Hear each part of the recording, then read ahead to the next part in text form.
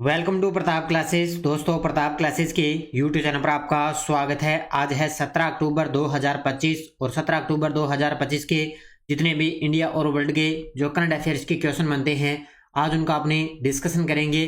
पूरा वीडियो ध्यान से देखना और लास्ट में आपसे क्वेश्चन पूछूंगा जिनके जवाब आपको कमेंट बॉक्स में देना होगा। आज अपने पढ़ेंगे वैश्विक भूख सूचकांक 2025 में भारत की रैंकिंग, नई दिल्ली में 16वीं अंतर्राष्ट्रीय रेलवे उपकरण प्रदर्शनी 2025 और अंतर्राष्ट्रीय फुटबॉल में सर्वाधिक असिस्ट देने वाले खिलाड़ी कौन बने हैं, इनकी आज हम चर्चा करेंगे पूरे लेटेस्ट न्यूज़ के साथ में। डेली आपको सुबह ये 7:30 पर ये करंट अफेयर्स की क्लास आपको मिलती है। और जो भी साथी bank, UPSC, SSGD, RAS, railway, Delhi police, ऐसा एग्जाम, कोई भी एग्जाम हो, सभी के लिए क्लास आपके लिए रामबाण साबित होगी। तो करते हैं स्टार्ट आज की क्लास। सभी साथी एक बार करेंगे सेशन को लाइक शेयर। सभी साथियों को प्यार भरा नमस्कार, गुड मॉर्निंग। सबसे पहले हम करते हैं कल के क्वेश्चनों को रिवाइज। कल हमने पढ़ा भारतीय नौसेना ने समुद्र शक्ति 2025 का 5वां संस्करण कब और कहां आयोजित कर रही है। तो 14 से लेकर 17 अक्टूबर 2025 विशाखापट्टनम। भारत का सबसे बड़ा एआई डेटा हब किस शहर में बनाया जाएगा। विशाखापट्टनम में। काजीरंगा राष्ट्रीय उद्यान की निदेशक डॉक्टर सोनाली घोष को कैंटन आर मिलर अवार्ड से सम्मानित किया गया। केंद्रीय श्रम और रोजगार मंत्री डॉक्टर मनसुख मांडविया द्वारा शुरू विश्वास योजना का मुख्य उद्देश्य कर्मचारी भविष्य निधि अधिनियम के तहत दंडात्मक क्षतिपूर्ति को तर्कसंगत बनाना। उद्योग मंडल फिक्की ने वर्ष 2025-26 के लिए अध्यक्ष के रूप में किसे नामित किया। अनंत गोयनका को। आरबीआई की सितंबर 2025 बुलेटिन के अनुसार यूपीआई लेन देन की तीव्रता में सबसे आगे कौन सा भारतीय राज्य है। तेलंगाना। केंद्रीय विधि और न्याय राज्य मंत्री अर्जुन राम मेघवाल ने LIMBS लाइव केस डैशबोर्ड का उद्घाटन किस शहर में किया। दिल्ली में। भारत सरकार ने 16वें वित्त आयोग के कार्यकाल को 1 महीने के लिए बढ़ा दिया। वो होगा 30 नवंबर 2025 तक अंतिम रिपोर्ट प्रस्तुत करेगा। तो ये थे कल के क्वेश्चनों का रिवाइज हमने कर लिया। ये वार्षिक करंट अफेयर्स 2025 की टेस्ट सीरीज है।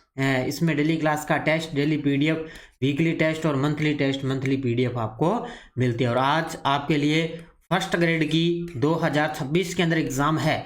फर्स्ट ग्रेड की टेस्ट सीरीज लॉन्च होने जा रही है। आज आपके लिए फर्स्ट ग्रेड की स्पेशल करंट अफेयर्स की टेस्ट सीरीज लॉन्च हो जाएगी, जिसमें आपको वीकली, मंथली, इसके अलावा छोटे छोटे टेस्ट, आपको पीडीएफ, सब कुछ उपलब्ध रहेगी और एग्जाम तक आपके लिए वैलिडिटी रहेगी उसके लिए। तो आज फर्स्ट ग्रेड की स्पेशल करंट की टेस्ट सीरीज लॉन्च होने जा रही है। टेलीग्राम जरूर ज्वाइन कर लेना, टेलीग्राम पर सब आपको सूचना मिल जाएगी। करते हैं स्टार्ट आज की क्लास। 17 अक्टूबर 2025 आज की क्लास का पहला क्वेश्चन आपके सामने। वैश्विक भूख सूचकांक 2025 में भारत की रैंकिंग और स्थिति क्या रही है। ताजा रिपोर्ट आई है 2025 के अंदर, वैश्विक भूख सूचकांक 2025 के अंदर। तो इसके अंदर अब भारत आ चुका है 102वें स्थान पर। और कौन सी श्रेणी? गंभीर श्रेणी के अंदर है। भारत की स्थिति देखें, क्योंकि पिछले जो है 2024 के अंदर भारत की रैंक थी 105वीं।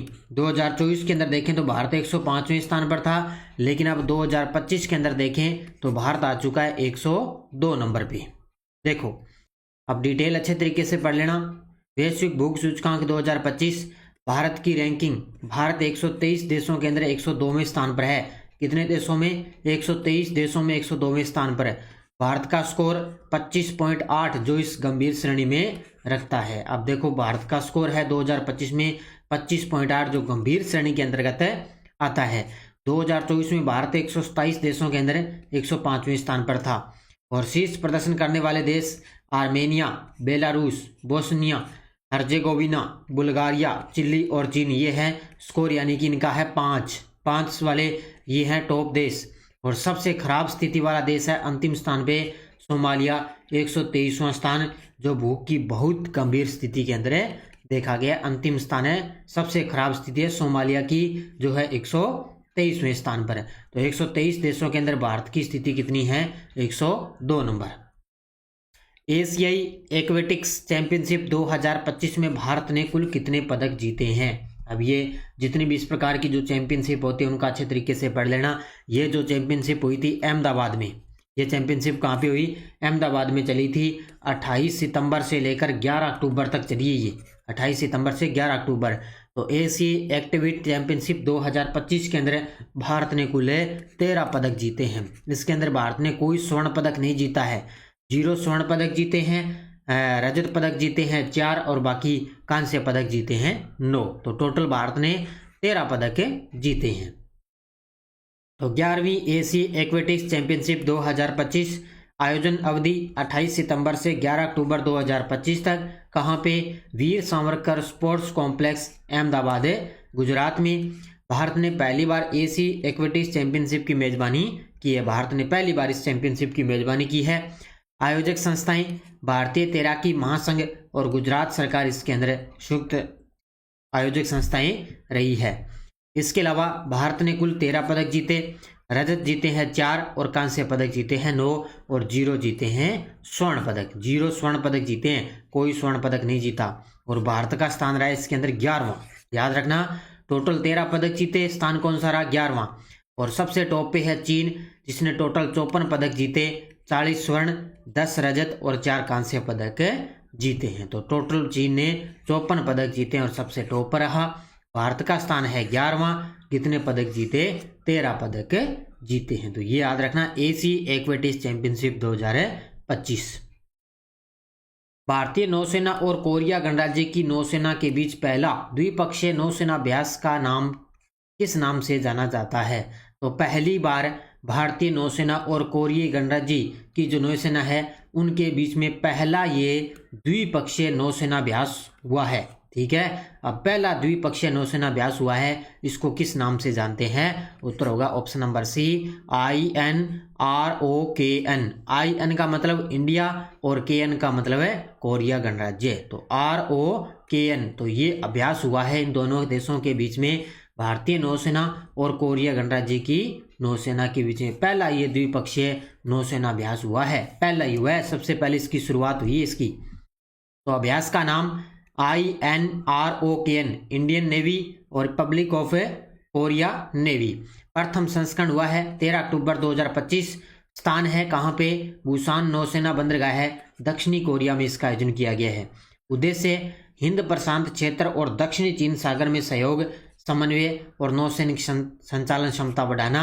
और भारतीय भागीदारी रही है INS सहाद्री की, यानी कि भारत की तरफ से भाग लिया है INS सहाद्री, जो शिवालिक श्रेणी का गाइडेड मिसाइल का स्टील्थ फ्रिगेट है। ये याद रखना आजकल क्या है, युद्ध अभ्यास में इनका नाम आता है कि भारत की तरफ से किस युद्धपोत ने भाग लिया, तो INS सहाद्री ने। और ये पहली बार इन दोनों देशों के बीच में अभ्यास हुआ है। हाल ही में DRDO ने कितनी ऊंचाई से मिलिट्री कॉम्बैट पैराशूट सिस्टम का सफल परीक्षण किया है? ये देखो आपके सामने तस्वीर के अंदर DRDO द्वारा एक मिलिट्री पैराशूट सिस्टम का सफल परीक्षण किया है। तो ये कितनी ऊंचाई पर है? 32,000 फीट की। ऑप्शन नंबर डी, कितनी? 32,000 फीट। तो 32,000 फीट की ऊंचाई से DRDO ने मिलिट्री पैराशूट सिस्टम का सफल परीक्षण किया है। ये देखो आपके सामने तस्वीर में। तो DRDO ने military combat parachute system MCPS का सफल परीक्षण किया है। परीक्षण ऊंचाई, पैराशूट सिस्टम का परीक्षण 32,000 फीट की ऊंचाई से किया गया है, जो अब तक का सबसे ऊंचा स्वदेशी परीक्षण है। यानी कि 32,000 फीट की ऊंचाई से इसका परीक्षण किया गया। पैराशूट सिस्टम है ये, और ये अब तक का सबसे ऊंचा स्वदेशी परीक्षण है। यह पैराशूट सिस्टम पूरी तरह से भारत में विकसित किया गया है। परीक्षण में भागीदारी, परीक्षण भारतीय वायुसेना के पैरा ट्रूपर्स द्वारा इसका आयोजन किया गया। यानी कि भारतीय जो वायुसेना ना, उनके द्वारा पैरा ट्रूपर्स द्वारा इसका जो परीक्षण किया जा चुका है। तो ये 32,000 फीट की ऊंचाई पर DRDO ने पैराशूट सिस्टम का सफल परीक्षण किया है। और वर्तमान में DRDO के अध्यक्ष याद रखना समीर वी कामत। कौन है? समीर वी कामत। नई दिल्ली में 16वीं अंतर्राष्ट्रीय रेलवे उपकरण प्रदर्शनी 2025 का उद्घाटन किस केंद्रीय मंत्री द्वारा किया गया? ये प्रश्न तो स्टार लगा लो, मेरे हिसाब से ये प्रश्न एग्जाम के अंदर आने वाले टपकेगा ये प्रश्न पक्का। तो नई दिल्ली में 16वीं अंतर्राष्ट्रीय रेलवे उपकरण प्रदर्शनी 2025 का उद्घाटन कहाँ पर किसने किया? अश्विनी वैष्णव ने। अपने रेल मंत्री हैं वर्तमान में अश्विनी वैष्णव, और इन्होंने नई दिल्ली में 16वीं अंतर्राष्ट्रीय रेलवे उपकरण प्रदर्शनी 2025 का उद्घाटन किया है। किसने? अश्विनी वैष्णव ने।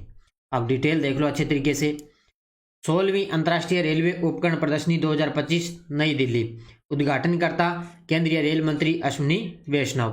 प्रदर्शनी का विषय भविष्य की जरूरतों के अनुरूप तैयार रेलवे, यानी कि आगे भविष्य के रूप में देखें तो किस प्रकार भविष्य की जरूरतों के अनुसार देखें भी रेलवे तैयार किया जाए। विकसित भारत 2047 लक्ष्य के तहत रेलवे की योजना बनाई जाएगी, यानी कि टारगेट रखा है 2047 तक भारत को विकसित करना, उसी के अकॉर्डिंग रेलवे की योजना बनेगी। भारतीय रेलवे ने वर्ष 2047 तक 7000 किलोमीटर लंबे समर्पित यात्री गलियारों के लिए निर्माण की योजना बनाई है। और इसमें देखो प्रस्तुत की गई योजना विजन में देखें तो वंदे भारत 4.0 और अमृत भारत स्टेशन 4.0 योजना ये बनाएगी। आगे का टारगेट है इन्होंने कहा कि हमें वंदे भारत 4.0 और अमृत भारत स्टेशन 4.0 की योजना बनाएंगे। ये आगे का भविष्य का टारगेट इन्होंने रखा है। तो 16वीं अंतर्राष्ट्रीय रेलवे उपकरण प्रदर्शनी दिल्ली में। 2025 का एबेल पुरस्कार किस जापानी गणितज्ञ को बीज गणितीय विश्लेषण और निरूपण सिद्धांत में उनके मौलिक योगदान के लिए दिया गया है। ये गजब का प्रश्न है, अभी ज़्यादा तो डिटेल नहीं आएगी, बस इतना ही आपसे सीधा पूछा जाएगा। तो 2025 का एबेल पुरस्कार एक जापानी गणितज्ञ को दिया गया, उनका नाम है मसाकी काशीवारा। उनका नाम क्या है? मसाकी काशीवारा को 2025 का एबेल पुरस्कार जापानी गणितज्ञ को बीज गणितीय विश्लेषण और निरूपण सिद्धांत में उनके मौलिक योगदान के लिए उनको अवार्ड दिया गया है, बस याद रखना। तो एबेल पुरस्कार 2025 मसाकी काशीवारा किस देश के हैं? जापान के। बीज गणितीय और निरूपण सिद्धांत और पुरस्कार प्रदान करने वाली संस्था Norwegian academy of science and letters, ये क्या है? ये अवार्ड देती है। हाल ही में भारत को किस वैश्विक निकाय के लिए 2026 से 28 की अवधि के लिए निर्विरोध से निर्वाचित किया गया है? भारत को किस वैश्विक निकाय के लिए 2026 से 28 की अवधि के लिए निर्विरोध रूप से निर्वाचित किया गया है? तो ये किया गया है संयुक्त राष्ट्र मानवाधिकार परिषद। इसके लिए संयुक्त राष्ट्र मानवाधिकार परिषद का भारत को क्या है 2026 से 28 की अवधि के लिए निर्विरोध से निर्वाचित किया गया है। उत्तर होगा इसका ऑप्शन नंबर सी। इनका निर्विरोध अध्यक्ष बना है भारत। तो भारत का UNHRC में पुनः निर्वाचन, यानी कि संयुक्त राष्ट्र मानवाधिकार परिषद इसका नाम है ये, इसका पुनः निर्वाचन हुआ जिसमें भारत 2026 से 28 3 वर्षीय कार्यकाल के लिए निर्विरोध से निर्वाचित हुआ है भारत देश इसके लिए। और ये भारत की 7वीं पारी है जो इसके अंदर चुना गया है, यानी कि संयुक्त राष्ट्र मानवाधिकार परिषद में 7वीं पारी है जिसके अंदर चुना गया।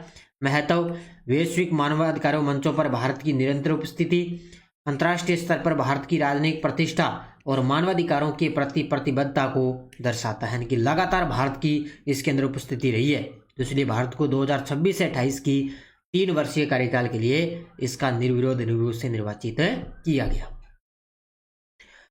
हाल ही में किस फुटबॉलर ने अंतर्राष्ट्रीय फुटबॉल में सर्वाधिक असिस्ट देने वाले खिलाड़ी का रिकॉर्ड अपने नाम किया है? ये देखो आपके सामने तस्वीर के अंदर। अब इसमें देखें तो किस फुटबॉलर ने अंतर्राष्ट्रीय फुटबॉल में सर्वाधिक असिस्ट देने वाले खिलाड़ी का रिकॉर्ड अपने नाम किया है। यानी कि अब असिस्ट का मतलब होता है कि जब एक खिलाड़ी अपने साथी खिलाड़ी को गोल करने के लिए पास करता है, यानी किसी खिलाड़ी को फुटबॉल वो पास करता है, यानी कि इसको आसान शब्दों में कहें तो वह असिस्ट वह होता है जो सीधे गोल करने के लिए मदद करता है, यानी कि एक दूसरे खिलाड़ी को पास करना, उसको क्या असिस्ट करना, ये होता है उसका मतलब। तो इसमें सर्वाधिक रिकॉर्ड अपने नाम किया है लियोनेल मेसी ने। किसने किया है? तो लियोनेल मेसी ने। उत्तर होगा इसका ऑप्शन नंबर सी। देखो रिकॉर्ड है लियोनेल मेसी ने अंतर्राष्ट्रीय फुटबॉल में सर्वाधिक असिस्ट देने वाले खिलाड़ी का रिकॉर्ड अपने नाम किया है। कुल असिस्ट मेसी के अब 60 अंतर्राष्ट्रीय असिस्ट हो चुके हैं। 60 अंतर्राष्ट्रीय असिस्ट हो चुके हैं। मेसी की उम्र इस रिकॉर्ड के समय 38 वर्ष है। और किसको पीछे छोड़ा? मेसी ने नेमार ब्राजील के खिलाड़ी और लैंडन डोनेल USA को इसके अंदर पीछे छोड़ दिया है। तो 60 अंतर्राष्ट्रीय असिस्ट हो चुके हैं लियोनेल मेसी के, और अंतर्राष्ट्रीय फुटबॉल में सर्वाधिक असिस्ट देने वाले खिलाड़ी रिकॉर्ड अपने नाम में किया है। अब देखो आपके सामने वन लाइनर करंट। पहला है भारत की प्राचीनतम शिप बिल्डिंग संस्थाओं में से एक हिंदुस्तान शिपयार्ड लिमिटेड है, इसको क्या है मिनी रत्न का दर्जा प्रदान किया जा चुका है। HSL यानी कि हिंदुस्तान शिपयार्ड लिमिटेड को मिनी रत्न का दर्जा दिया जा चुका है।